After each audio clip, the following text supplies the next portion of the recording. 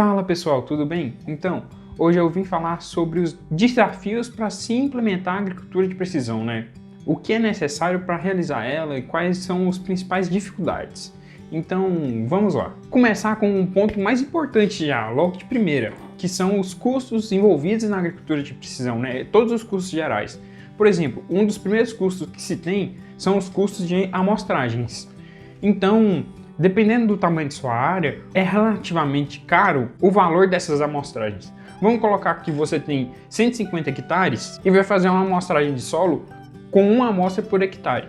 Então, o que acontece é que você vai ter que tirar 150 amostras e aqui na minha região, uma amostragem completa está girando em torno de R$100. Tem amostragens mais caras, mais baratas, dependendo do laboratório. Mas é em torno disso. 150 amostragens a R$100 dá R$15 mil. Então, isso que você gasta só para amostragem e para levantar os dados sobre o solo, né? A fertilidade do solo, depois criar os mapas.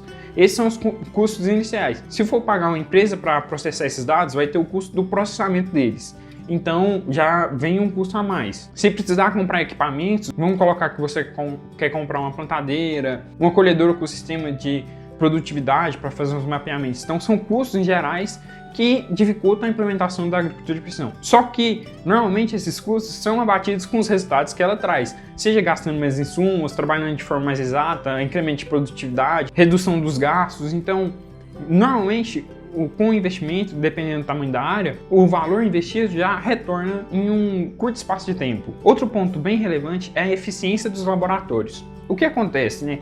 Você vai levar muitas amostras para os laboratórios. Dependendo do seu tempo que você precisa daquelas amostras, pode ser que o laboratório não consiga suprir. Vamos colocar que você levou 150 amostras para um certo laboratório da sua região e precisa daquilo para uma semana. O laboratório, dependendo do tamanho dele, não vai ter essa capacidade. Então essa limitação dos laboratórios é um fator importante também, porque vamos colocar que você vai levar as amostras de solo, depois amostras foliares, depois amostras de nematóides. Então são grandes quantidades de amostras para os laboratórios processarem. Então tem que se ver isso também para se conseguir fazer os planejamentos corretos, porque é uma das maneiras de dar a volta por cima dessa limitação. Você planeja com espaço de tempo maior, então o laboratório vai ter um tempo maior para te entregar todos os resultados. Assim como pegar em mais laboratórios, conseguir mais parcerias e por aí vai. Tem maneiras de conseguir suprir todas essas limitações que eu vou falar. Outro fator muito importante é a dependência espacial das variáveis que você está avaliando, né? Porque o que acontece? Existe uma relação de espaço. Uma maneira mais fácil de se entender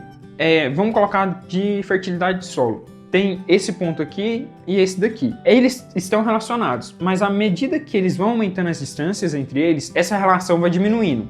Até certo momento que a distância é tão grande que eles não têm relação nenhuma.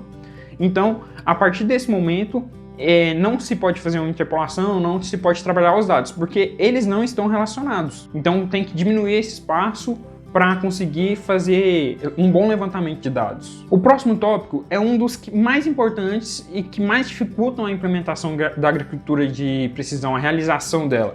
Então, já deixa seu curtir aí no vídeo e se inscreve no canal para receber mais informações sobre agricultura de precisão. E esse ponto seria a mão de obra capacitada, seja ela em todos os níveis da agricultura de precisão, porque são 4 processos que precisam normalmente. Levantamento de dados, a transformação desses dados em informação, o planejamento e a tomada de decisão.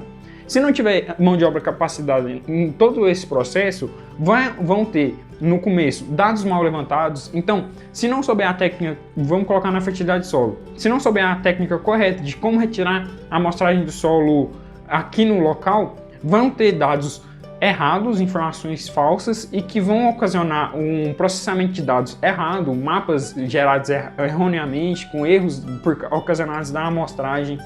E com esses dados, com esses mapas, vai fazer a aplicação de insumos errado, locais que... E pode acontecer de locais que não precisam, você joga, locais que precisam de mais, joga menos, locais que precisariam de menos e joga mais. Então tá errando várias e várias vezes por causa do começo lá, que foi ocasionado por uma não capacitação das pessoas, dos envolvidos, né? E com consequência a tomada de decisão, o planejamento vai dar tudo errado também. Então precisa-se do nível de conhecimento em todas as áreas da agricultura de precisão. Eu dei o fator da fertilidade de solo para tirar as amostras, mas vamos lá que vai fazer uma análise foliar. Precisa saber qual a folha que pegar, qual a folha não pegar, a época que vai se retirar essas folhas, quantas folhas por hectare que vai ter que pegar, de quantas plantas, de que maneira tem que fazer o caminhamento dentro da área, para fazer a amostragem de doenças, de pragas também, ver onde que está o raio de abrangência delas, onde que está as bordaduras, como é a movimentação das doenças dentro da área, nas pragas, se são insetos sugadores, se são doenças de solo, nematóides, por exemplo, alguma coisa assim, para saber se está fazendo uma avaliação da maneira correta. Na hora de fazer as informações, tem que saber trabalhar, tirar erros de posicionamento, erro de falsos dados, dados muito fora. Por exemplo, tem os limites, né, de dados. Normalmente, dependendo do tipo de levantamento que se faz assim, faz a média e coloca 3 vezes o valor dela para frente e 3 vezes o valor dela para trás. Dados discrepantes acima desse limite são descartados.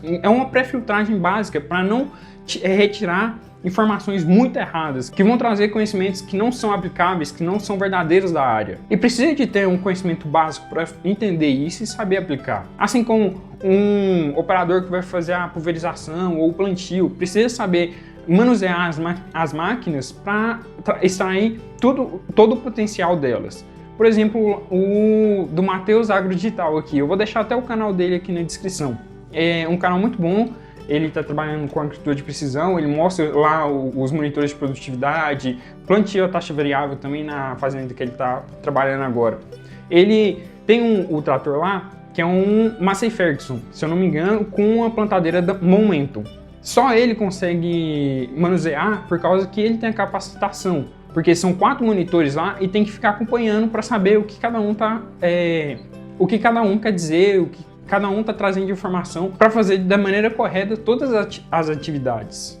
Então a mão de obra é um dos mais importantes quando se pensa em realizar agricultura de precisão. Dependendo da mão de obra capacitada, dá para começar a agricultura de precisão sem investir muito. Só com conhecimentos básicos, fazendo testes básicos, por exemplo, um teste empírico de textura de solo, que tem o jeito de fazer, fazendo uma minhoquinha de terra, dobrando ela. De acordo com a quantidade de argila, silt e areia do solo, tem jeito de inferir se ela é mais arenosa, se ela é mais argilosa, e com isso você já faz um levantamento básico. Fazer levantamento de pragas, de doenças, ali, fazer a amostragem delas, batida de pano. Então, de acordo com o profissional que você utiliza, ou de acordo com o profissional que você tem a disponibilidade de contratar, se ele tiver a capacitação, ele consegue utilizar as técnicas de agricultura de precisão sem gastar nada, a partir de começar a levantar dados só na força de vontade. Agora vamos para o último ponto, que é a falta de conectividade nas fazendas. O que acontece muito, antigamente, né, vamos colocar de 7 anos para frente agora, que é mais ou menos o que eu vi, a conectividade nas fazendas melhoraram muito, muito mesmo. Existiam locais que não pegavam celular, que não pegavam internet. Agora tem internet rural, tem sinais de celular, tem gente que pegar um chip e utilizar o 4G do chip para levar a internet para sua propriedade. Eu vou deixar até o link aqui no cardzinho, porque quando eu estava pesquisando para fazer esse vídeo, eu trombei nesse vídeo falando sobre internet rural. E o rapaz é muito gente fina, o jeito que ele explica, como ele aplicou, vai ficar bem aqui.